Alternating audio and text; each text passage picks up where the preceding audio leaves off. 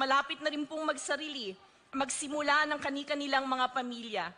May iilan naman po sa amin na narito sa bansang Hapon upang maghanap buhay, mga technical intern at mga inhinyero, mga nurse at caregiver, mga nagtatrabaho sa iba't ibang uri ng hanap buhay. May iilan din po sa amin na pensyonadong estudyante na nag-aaral po sa mga pamantasang Hapon. Sa loob ng 3 dekada, kami po ang naging ikatlo na pinakamalaking dayuhang komunidad sa bansang Hapon. Nagsusumikap kaming lahat na bigyang karangalan ng ating bansa. Nagtutulungan kami sa panahon ng pangangailangan. Kami ay nagsisilbi sa pang-araw-araw bilang tulay ng bansang Hapon at Pilipinas.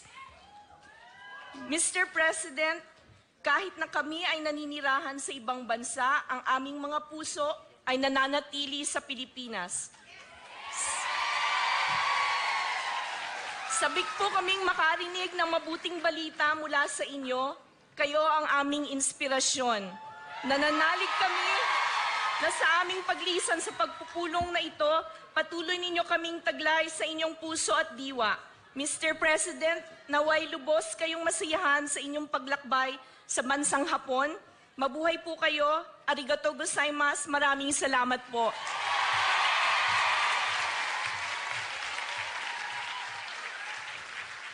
Upang ipakilala ang ating panauhing pandangal, inaanyayahan po natin ang kagalang-galang na Executive Secretary Salvador Bildaldea.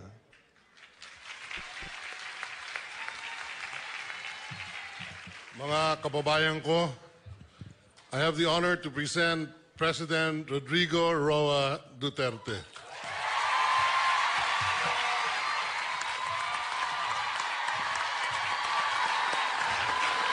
Kindly sit down. Salamat po.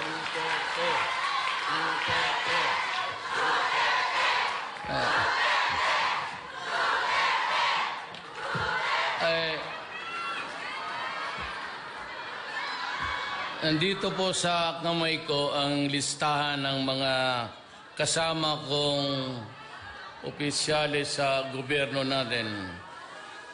Pero marami sila masyado. Ang importante sa akin, kayo, hindi sila. So, may I just present to you the cabinet members of my administration helping me run the country. First of all, I'd like to extend my gratitude to the Japanese people and government for hosting so many Filipinos and providing them work gainfully employed in the country of Japan. Maraming salamat po sa inyo.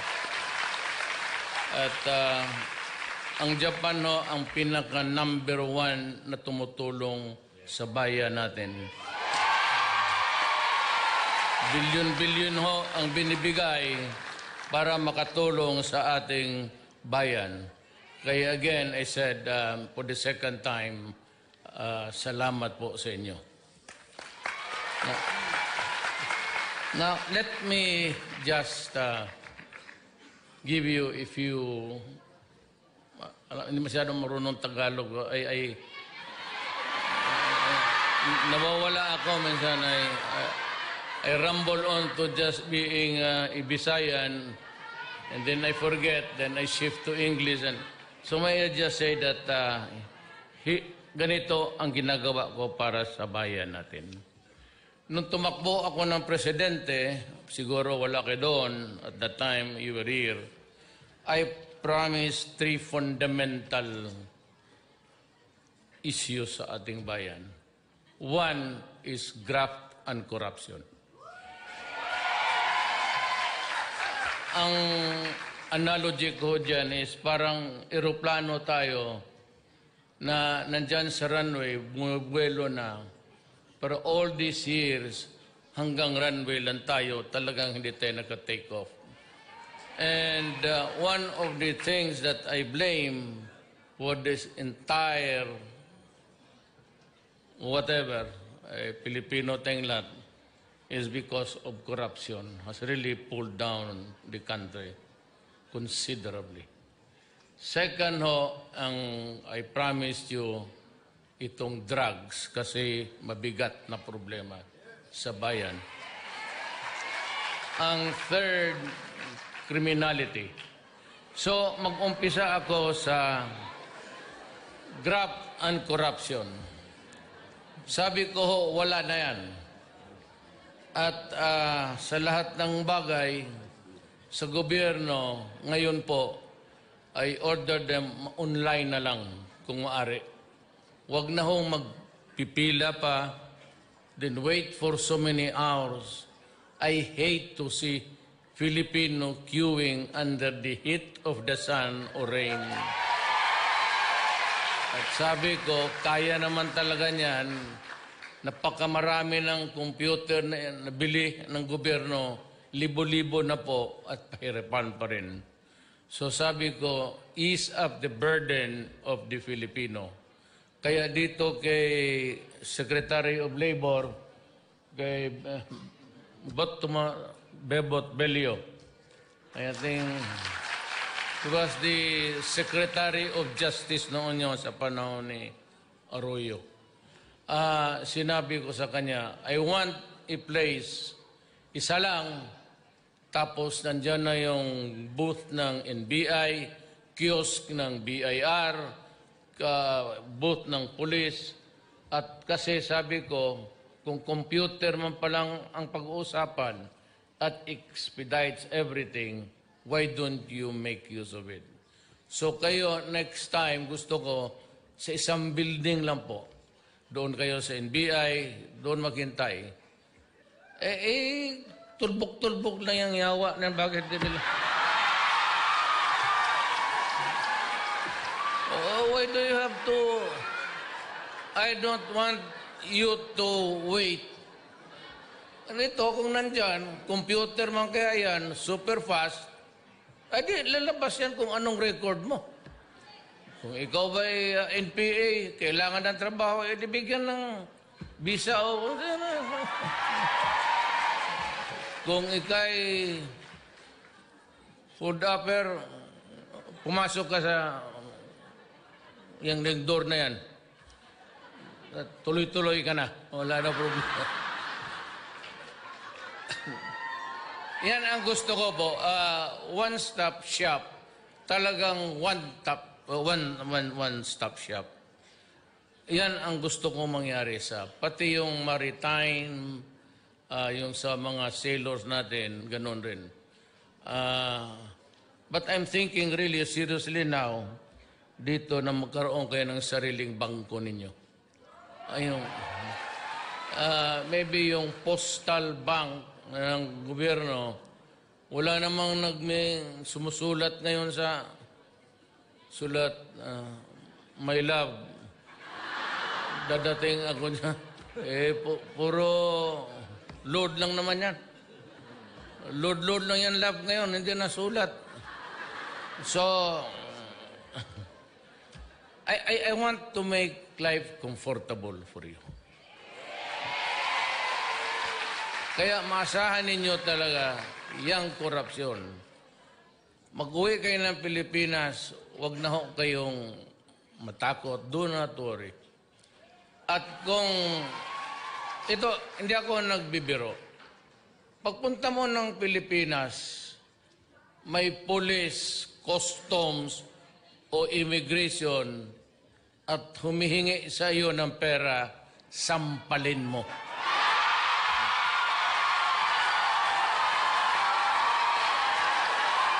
Sampalin mo. Sabihin mo, sabi ni Mayor doon sa Japan pagpunta niya, putang inan, huminti talaga kayo. Ako'y, sampalin mo. Tapos, you create a scene. Magsigaw ka, magbastusin mo. Tapos malalaman, marami namang media dyan. O di makukuha nila. Tapos radyo, may dito nagkagulo. Kasi bakit? Hiningan mo ka ng pera. O kinuha yung mga bagay-bagay mo. Yung nasa bagahe mo, Huwag naman tunelada. Siguro mga 10 bag siguro, okay na yan. Kung commercial quantity, ika nga, yung sobra-sobra ipagbili-bili mo, medyo mabigat yan. Kasi ako nang may agrabyado niya. Kasi ang taxes o ang buwis. Pero kung yung sa bag mo, kunin yung mga bagay, huwag kang pumayag. Pagka kinuha yung kunin mo ulit, sabihin mo, hindi yan para sa iyo. Kung yan lang kasi ang paraan na madisiplina ko lahat eh. Alam mo, at during my time, be assertive sa mga karapatan mo. Huwag ka lang pa-assert sa akin tapos durugista ka pala. Putang ina. Pero kung sa mga ano ninyo sa buhay, BIR lahat. Be assertive. So, huwag mong kunin yan. Tapos yung mga, may isang, well, many years ago, I was still mayor. Yung kaisa-isang TV set na dala-dala niya, may nangyari doon sa airport kasi hindi ako nakapigil sa...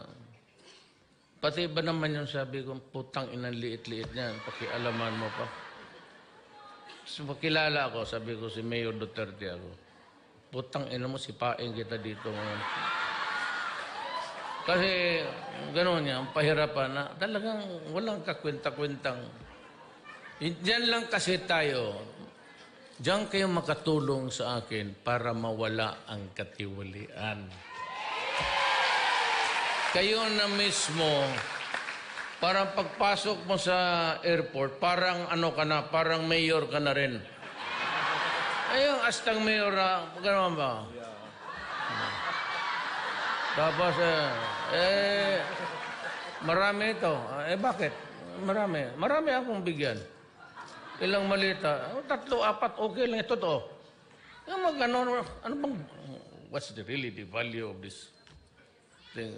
Alam ko, pag may nakita isang bala, sabi mo, kainin mo. Ano mo, kainin mo. Pag may bala, galing sa'yo yan, kainin mo yung putang ina yan.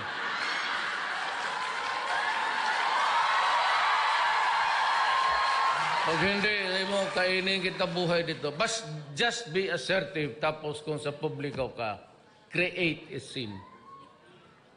Yung magbula ka. Tapos sabihin mo bakit. Na ngayon, pag may number. Ngayon, sa Pilipinas, may PTB4 tayo. After the news, sa umaga, I will require mga 1 hour. Text lang kayo. Text mo lang. 888 man yan, text. Dito if you want to name the official, fine.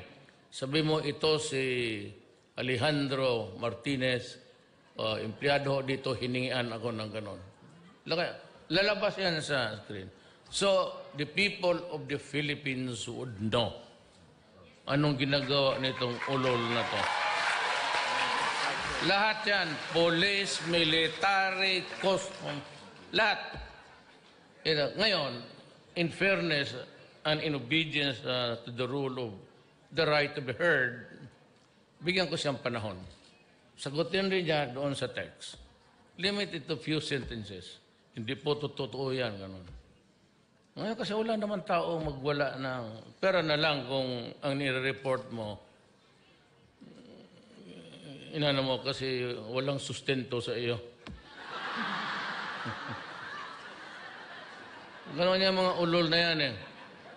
Yan ang ayaw ko dyan. Mag-iwan ng asawa tapos galit. Ako ang iniwan, ako pa anong susustento? Baliktad. Itong mga unggoy na to, iniiwan yung asawa, sumasama sa bata, ayaw pa magsustinto. Ang nangyari sa buhay ko, iniwan ako ng asawa ko, ako ang nasusustinto hanggang ngayon. Hindi, okay lang, di ba? Kaya nung patawa ito, pero pasaway, pero mabuti na. Nung nag-oath ako, President, Pilipinas, asawa kong number 1 nandito. Yung number 2 nandito.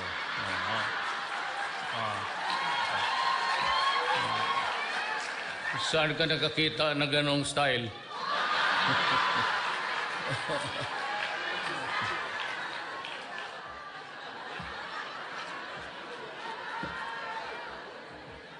You know, there are things which you cannot avoid in life.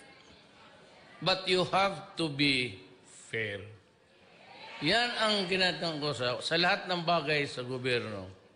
Just be fair to your fellow men. Ngayon, kung hindi mo talaga kaya yung sweldo mo, maliit naman talaga ang sweldo mo. Kaya sabi ko, ako po yung nagsisikap that we will earn more so that by the time, ito ang pangako ko at sana naman sa Diyos sa inyo, na ang pagtrabaho niyo sa labas hanggang dyan na lang. Next generation, Pilipinas na ang Panginoon. So, we will do away with so many things, corruption, then drugs. Alam mo, mayor po ako. At nung mayor ako sa Davao, alam ko ang problema ng droga. Kaya pa noon, binibira na ako ng human rights.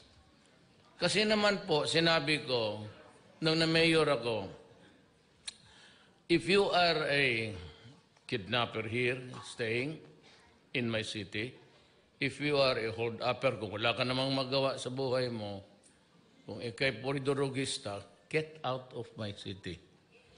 Else, kayong taga Davao, alam ninyo yan. Sabi ko talaga, umalis kayo, kundi patayin ko kayo. So, yan ang, do not destroy the generations to come because I will not take it just like that. Talagang ihiritan ko kayo. Sa Davao, we progress not only by leaps and bounds, but we overtook all cities sa Pilipinas in the early stages. The growth rate was about 4. We're hitting 7 at one time. Kaya lang, there's always a limit sa space, pati yung pangyayari sa bayan natin. But we were the highest. Ngayon, ganito rin sana ang gusto kong mangyari sa Pilipinas. Early on, I gave the same warning na huwag ninyong sirain ang bayan kong Pilipinas kasi hindi ko matanggap yan. Talagang papatayin kita.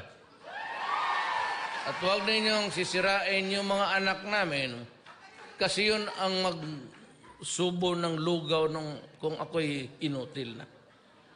The reason why we protect children is because pagdating natin sa edad, sila na yung bibili ng medicine. Hindi naman tayo. Sila na yung magpakain, oxygen, hospital, lahat. So, we take care of them. We gave a premium, importansya talaga sa tao. Ngayon, itong mga kalaban ko, kami sa local, yung nag-umpisa talaga ng garbage na yan, sabagay, yung iba totoo. But hindi naman lahat. But anyway, kung saan dyan ang totoo, hindi. Basta sinabi ko, ayaw ko. So, that started itong druga-druga, tapos patayan. Noong nagpresidente ako, alam ninyo, sa totoo lang magprangkahan tayo. Tignan ninyo ako sa mata ninyo. It was not until I became the president na lumabas na ang totoo sa bayan natin. Hundreds of thousands. Pati ako natulala. Alam ko sa Davao problema ba ito? I started to squeeze everybody. Lumabas ang totoo. The naked truth was that we are a nation na napakaraming adik. Itong Amerika, itong mga EU, itong mga progressive countries, they kept on hammering the issue against me. Sabi nila, marami na 3,000 na daw ang patay. Hindi na lang inisip ng mga ulol na to, putang ina nila,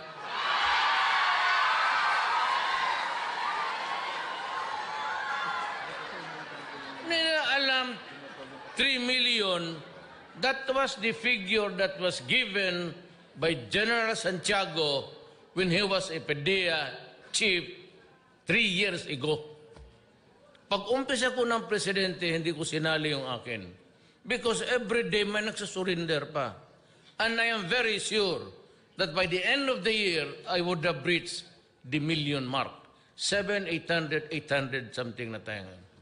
So kung idagdag ko yan lahat, that's about 4 million drug addicts in my country spread around the entire Republic of the Philippines. At ito ang dapat isipin ninyo. And I don't know about, sabi ko sa military pati police, gusto ninyo kayo, mukhang hindi ko kaya. Ganito yan. Halos lahat ng mga barangay captains sa negosyo. Madali ang negosyo. Madali ang pera eh. Police. Wala masyado sa military. Few. Police, barangay captain, mayors and governors, judges. We are already into the narco politics.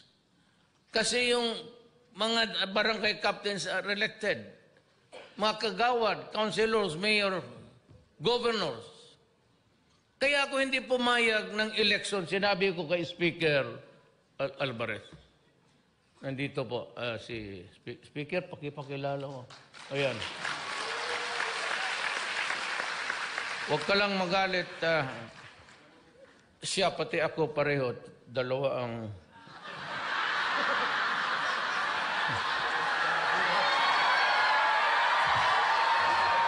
Totoo man?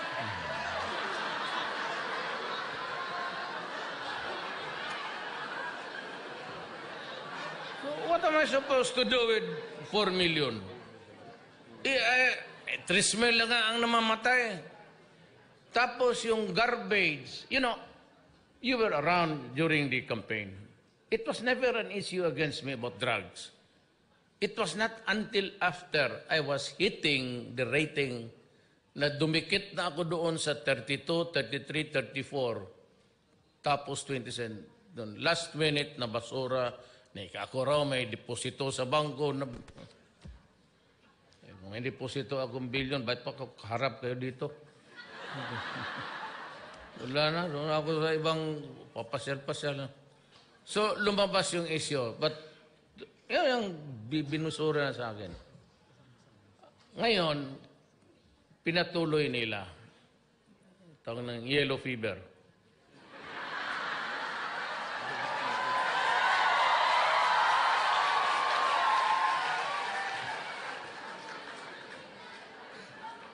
Ang problema nito, ulitin ko, ayaw ko kasi makipag-away. Tarantado itong mga Amerikano na to. The Americans are really a bully. Yang sa Bisaya, daog-daog. Sa Tagalog, api-api. Maapi-api itong mga yawa na to. Ang unang bumira sa akin, isang lalaki based in Manila sa human rights. Niwawarningan ako. Pinagpasensyahan ko lang. Okay lang. Bakit? Totoo naman.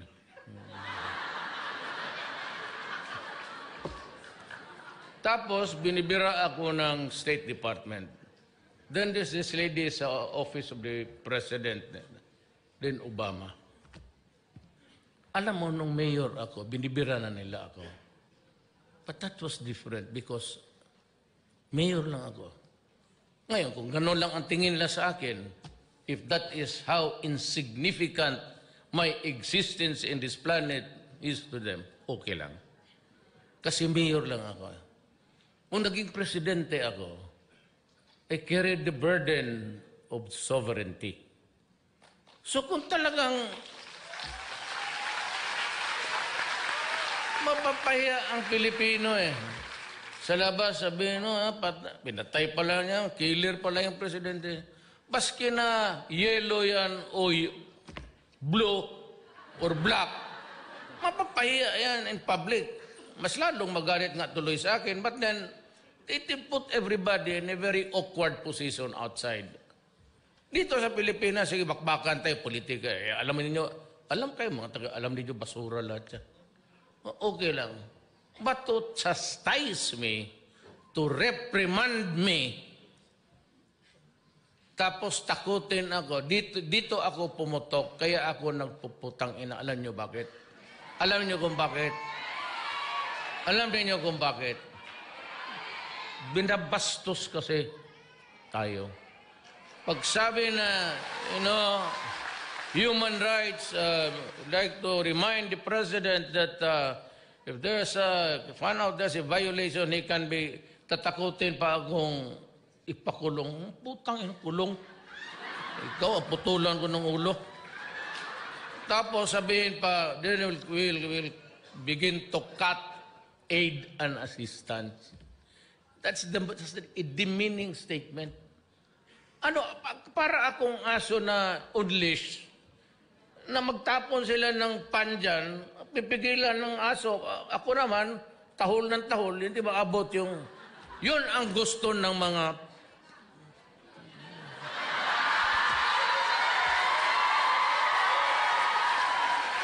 If you have the evidence, go ahead and file the case. Wala akong problema. I can rot in prison for my country. Yan ang nagagawa. I am not a Filipino for nothing. Baski ganito lang kami kapobre, wag do not fuck with our dignity.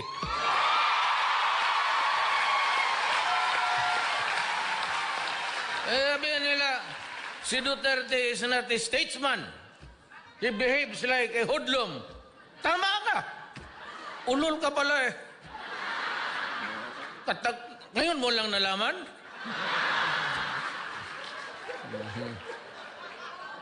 Ganon ako, ganito, ganon. Hindi na bali, basta ganito yan para sa lahat. And this is really for all of you Filipinos and for the entire world. Baski anong bagay magka-diferensya, wag lang basta bayan na ang pag-usapan. Tangina, hindi talaga tayo magkaintindihan. Drugs, 4 million, narco-politics na. With the election of De Lima, the national portals of narco-politics has entered the political life of our country. Kaya sabi ko, how do you solve now the 4 million? Yan ang hindi tinitignan ng Amerikano. Ang tinitignan lang niya, yun na mamatay ng mga drug addict. If at all. Ang iba doon, talagang sinalvage. Ewan ko kung sino. Yung iba, binabalot pa ng plaster. Sabi ko, we are not manufacturing mummies. Parang mami ng Egypt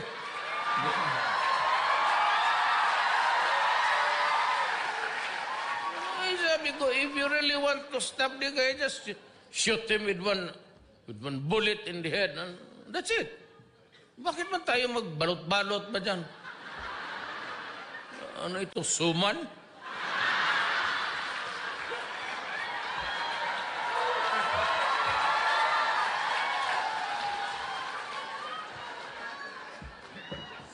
Kaya ako maligaya kasi wala man akong ibang masumbungan sa Bisaya. Sana ako magreklamo. Di sa inyo. Inaapi-api tayo. But you know, in the course of my sabi ko separation, it is provided in the Constitution. Section 7, Article... wala na sabi doon, our country must formulate an independent foreign policy. Ayaw ko dyan, kasi yung mga Amerikano nandyan, sabihin naman ng mga militar, sir, kailangan natin ng equipment, gano'n. You know, sabi ko nga sa military, I am not a wartime president. Remember that. I am a president seeking peace for my country. Kaya, nung na-presidente ako, wala pa. Inuna ko na ang komunista. Sabi ko, we have been fighting for 45 years. Do you mean to say that you want another 45 years of fighting? Magkasama kami, left po ako, sa left ako. Hindi ako kandidato sa mga oligarch pati mayan. Left talaga. Kaya kami nakakaintindihan. Kaya kita mo yung overtures ko, pumayag sila, nag-uusap na tayo, wala nang gera ngayon sa ating bayan, NPA versus government. We are talking in Oslo. Dito yung negotiators natin as we go along, si Perfecto Yasay, the Foreign Secretary. So, maniwala ka o hindi? Sa dormitoryo kami noon, kami ang magka-roommate. Bright ito. Valedictorian, salutatorian ito nag-graduate. Then, ang kaharap namin sa kwarto, si Bebot Belio. Taga Isabela. Lucano ito. Okay. Okay ito. Magka-classmate kami, but they are the brilliant ones. Sunny Dominguez, yung ating finance secretary. Kindergarten to high school, kasi napaalis ako sa Ateneo, second year, siya na lang, but they graduated yung klase namin. He was the valedictorian. Oh. Alam mo, ito si ating Secretary of Agriculture, Governor Manny Piñol, is a magna cum laude graduate yan. Ito lang. Graduate, magna, puro yan sila mga utak. Senator Cayetano.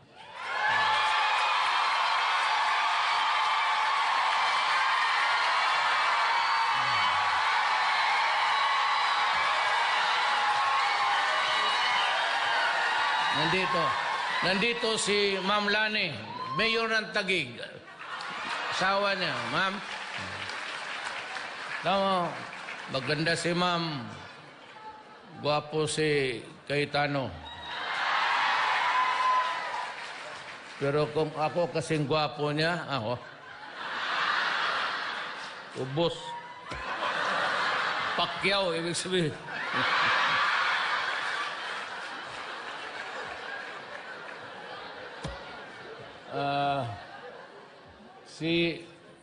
Si Mark Villar sa DPWH. And Defense Secretary natin from Cotabato City, si General Lorenzana. Alam mo ito si General Lorenzana, ang may sabi pa sa akin, taga Cotabato City ito, Ilocano, pero Cotabato. Yung mga Ilocano lunggo sa... Yan, tapos si pastor pa ang may sabi sa akin. Ano, abid mo ba alam yung sekretary mo of defense? Classmate ko yan. Sabi niya, valedictorian namin yan. Kita mo naman, ang buhok na ubos ka-aral.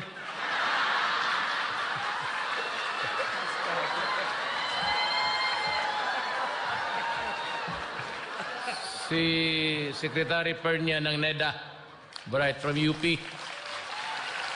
And totoo lang ha, hindi ako na ano. Kilala nyo, Art Togade. Classmate ko sa San Bernardo, valedictorian namin. Huh? College of Law. 1972.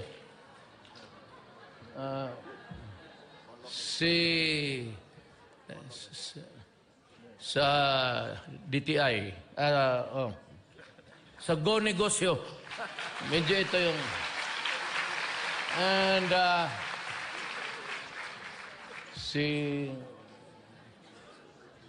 Senator Estrada. Ejercito Estrada. Ang ating national security, pareho yan sila, Estrada yan, basta ano, ganong muka, pareho yan sila. Si Gerald Esperon, ang national security advisor ko. Si cabinet secretary, si June Evasco. Alam mo, istorya nito, June Evasco, pati isang pare, nagagong yun. Sama niya, si Father, dalawa ito silang pare. Piskal ako noon. Nahuli ito ng military sa Libungan. Cotabato, no? Nagplenom-plenom ito sila, natsambahan. Ngayon, ako yung piskal, ako yung inquest, ako lang yung nag-iimbestiga doon ng takot kasi lahat ng sa rebelde. So, sabi ng si Stares kung kilala niya, may nahuli kami dyan, 2 pare. Tapos sabi ko, sa harap talaga ng piskal yan kasi yung affidavit. Ito bang sinasabi mo dito? Totoo to? O sabi, salvage na lang namin. Walang kwenta mo. Tangina mo, pare. Patriotism, isa maliit. Sabi ko, pare. Tapos sabi ko, taga saan ka? Sabi niya, taga Maribuhok ako. Bohol, Maribuhok. Sa taga roon yung lola ko sa tatay ko. Baka pinsan ko pa yung mga gago kayo. Pare, sabi ko, Tidbog, matpapatay, hayaan mo na lang. So, nung nanalo si Kore, wala silang trabaho, pumunta sa akin, naghingi ng trabaho, binigyan ko naman. Sabi ko dyan, technical assistant. Eventually, he became my chief of staff, then to become the mayor of Mariboc for 9 years. Tapos sa cabinet na. Started ito sila. Si Andanar, Salpanelo, ang ating gwapo na congressman sa Bohol, Arthur Yap. Tumindi ko na. Kayo ang taga Davao, if you remember, pastor ito siya sa Victory Chapel, taga Davao. Pastor Erne Abella. Ito si Energy, si Alcose. Si Wanda Teo ng ating tourism. Si Sal, ito yung abogado ng mga artista. Ito to. Kung gusto mo ng chismis kung ano nangyari talaga. Dito ka, Sal, tumidig ka nga.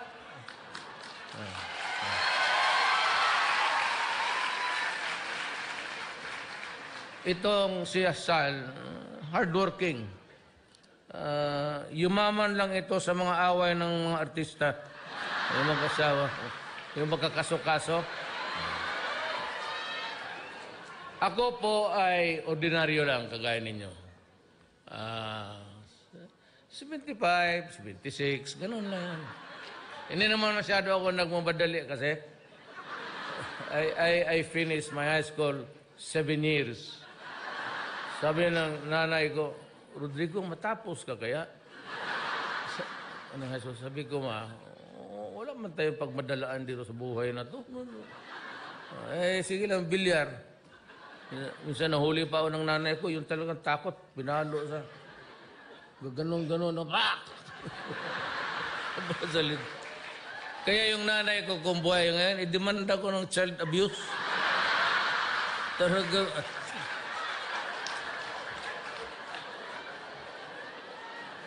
Tapos kayong mga Bisaya, alam ninyo yan, we have this colloquial term na hanggang pantalan ka lang. Di ba? Yung ayaw natin magtrabaho, mga kapatid yung mga lalaki, magalit yung tatay sabihin, ikaw, litsi ka, hanggang pantalan ka lang. Di ba? It's a colloquial or idiom developed along the years. Sabi ng tatay ko na, ikaw, sikang anak ka, hanggang pantalan ka lang. Sabi ko, sige lang, basta bayaran lang ako sa kanakarga ko, okay lang. Pero sa totoo lang ha, itong lahat na nakarito mga Artugadi, ito bilyonaryo na to. Huwag sabihin magnakaw pa ito. Bilyonaryo ito. College of Law pa kami. CEO na yan ng Delgado Shipping. Puro mayayaman. Yasay sa... He's a professor sa Western Side sa Hawaii University. Pero sa awa ng Diyos, ito trabante ko ito lahat.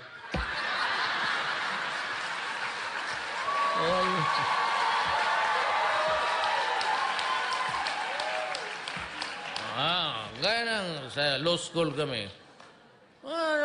Classroom kami naman doon sa College of Law, magtinginan lang sa mata. Kaya kung mag-aral ka noon ng libro, ganoon ka talaga. Kasi oras ka gumanon ka, tapos karap mo yung mga ulol na... Kasi,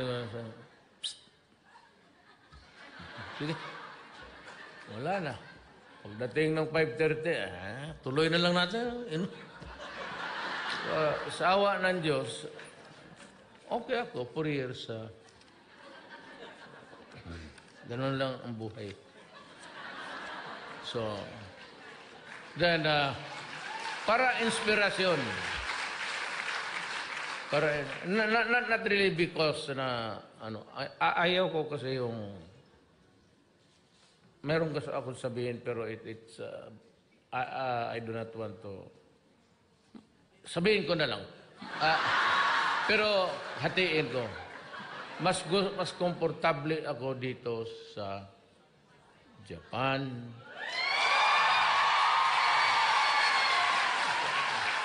and even China, if I mention the state, kasi hindi na may ako dyan O baka mamura ko lang yung the other side of the world. Hindi magandang tratamento nila sa mga kababayan ko. Kapag maumpisa ako dito, puro mura, matatapos na dito na. So, we have to improve on the economy because that is the only, yan lang ang paraan. That's the only way really to na balang araw na hindi mo na kailangan bumalik pa dito. At least kung magbalik-balik ka dito, bakasyon ka na lang. Hindi na sana I can improve on the economy and in the fullness of God's time. Alam mo, ang pinaka maano sa atin is isang Japan. Japan talaga ang pinakamalaking tulong natin. Airport, yung mga roads natin, it's about 6 billion yung kanilang natin, nakaprogram. 6 billion, you times it by 48, 47. That's trillion.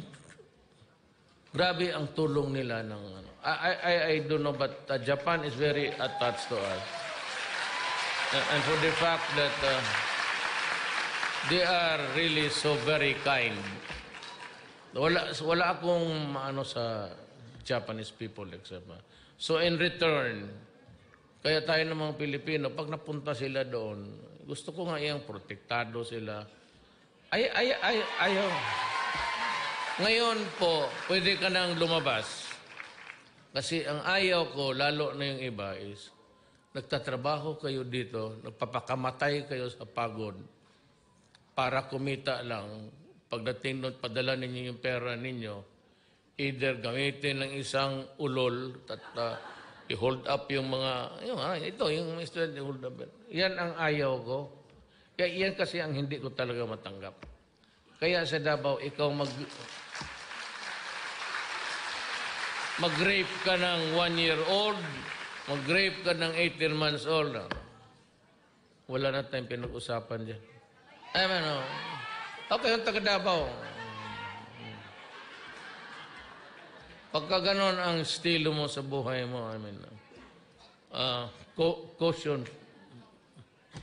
flies. So, gusto ko nga ibalik, ganito yan eh. Para maintindihan ng mga putang ina. Pero walang putang, itong pare, pero hindi sila kasali sa putang ina. Alam mo, hindi naintindihan nila. Sabi nila, Duterte, may death penalty noon. Wala man nangyari. Ganon rin. Bakit mo gustong ibalik? Ulol.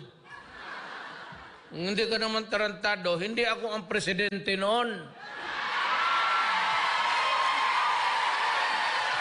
Kasi kung ako ang presidente noon, wala tayong pinag-uusapan dito.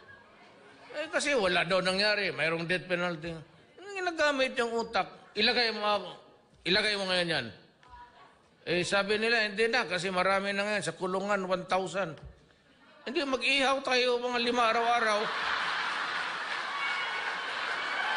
Problema niya. Totoo. You know, ganito yan. I will end because mayroon pa akong marami. Kasi kakahiya naman, pahintayin sila. Ganito na lang. Kalimutan mo na yung Universal Declaration of Human Rights. Kalimutan mo na yung batas natin. Let's just, yung pinanganak ka sa mundong ito. Tapos, trabaho ka.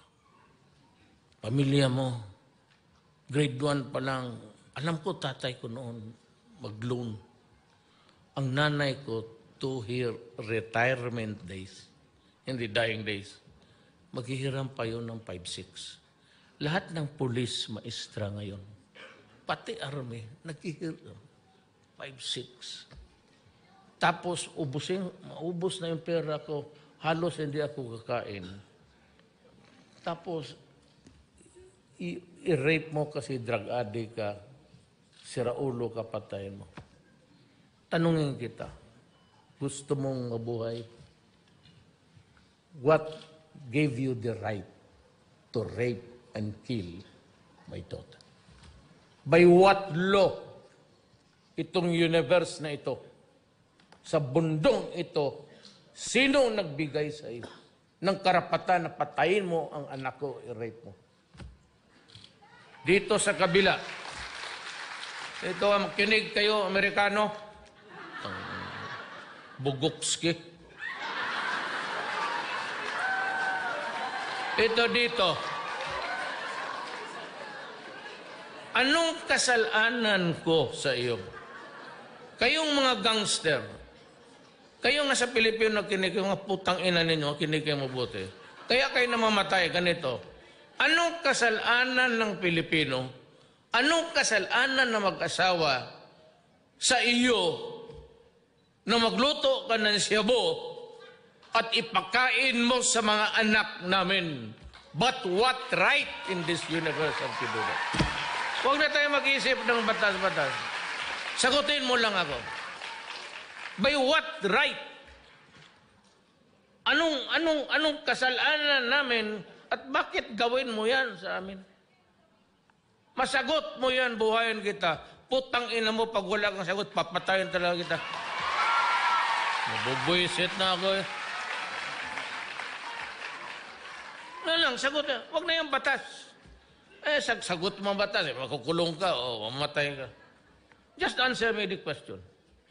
Who gave you the right to destroy the life of my daughter, raping her, after ravishing her, killing her? But what right do you have na kami kayong tagalabas kung gano'n lang ang pawis at hirap, saving every, tapos pagdating doon, pabili lang ng sa anak mo para pagdating mo doon, basag na pala.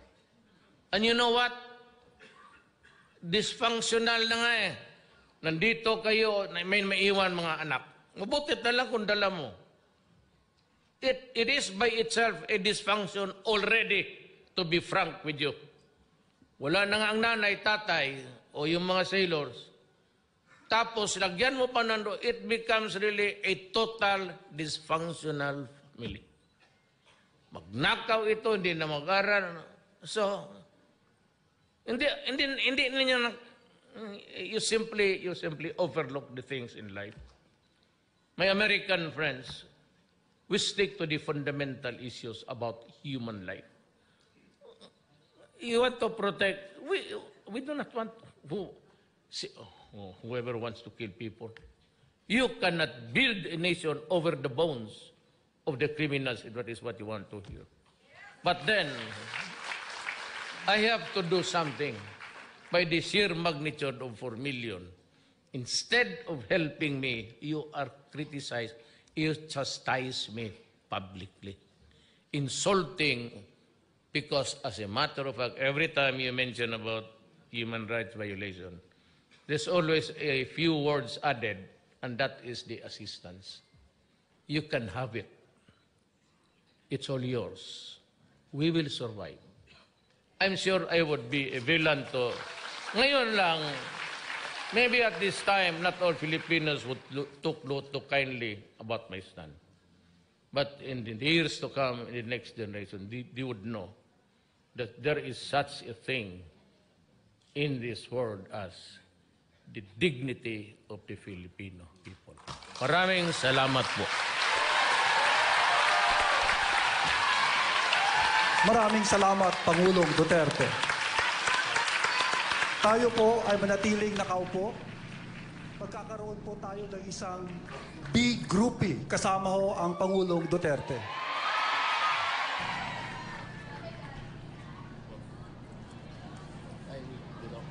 Atin pong natunghayan na naging talumpati ng Pangulong Rodrigo Duterte sa harap ng Filipino community sa Tokyo, Japan, kung saan nagpasalamat ang Pangulo sa pamahalaan ng Japan sa pagbibigay empleyo sa ating mga kababayang Pilipino at maging sa bilyong-bilyong dolyar na aid na ibinibigay nito sa ating bansa. Muling iginiit ng Pangulong Duterte ang programa niya mula pa noong siya ay nangangampanya sa pagkapangulo at ngayon ipinagpapatuloy niya sa kanyang administrasyon ang pagsugpo sa graft and corruption, droga at kriminalidad.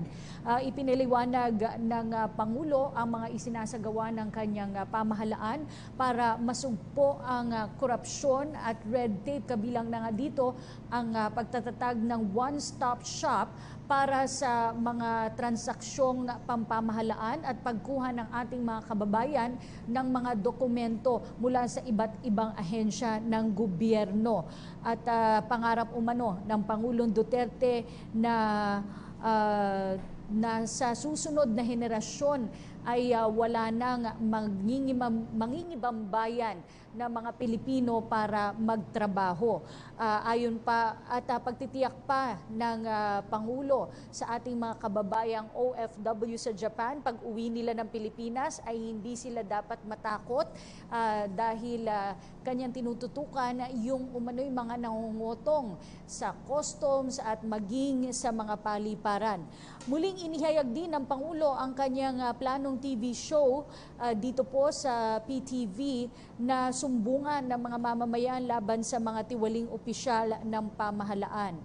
at ipinaliwanag din ng Pangulong Rodrigo Duterte na yung mga akusasyon na laban sa kanya sa umano'y extrajudicial killings na nagaganap kasabay ng kampanya ng pamahalaan kontra illegal na droga. Hamon ng Pangulo sa kanyang mga kritiko, kung may matibay na ebidensya laban sa kanya ay kailangang maghain ang mga ito ng kaukulang kaso. Muling binatikos ng Pangulo ang Amerika sa pagpuna nito sa mga kaso umano ng extrajudicial killings sa ating bansa. Giit ng Pangulong Rodrigo Duterte ay mabubuhay ang ating bansa ng walang aid mula sa pamahalaan ng Amerika.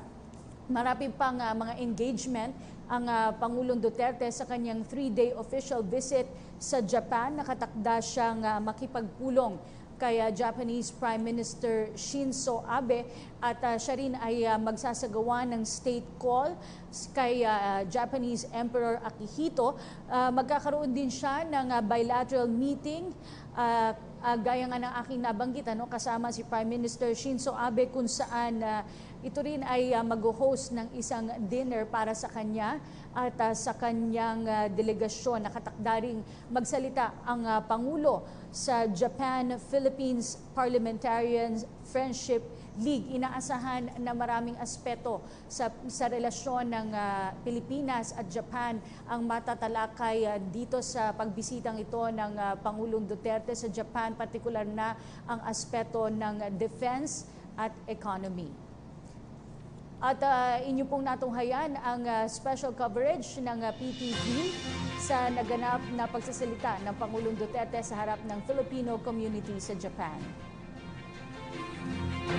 Pagtutulungan ng Pilipinas at Japan sa larangan ng kalakalan at defense cooperation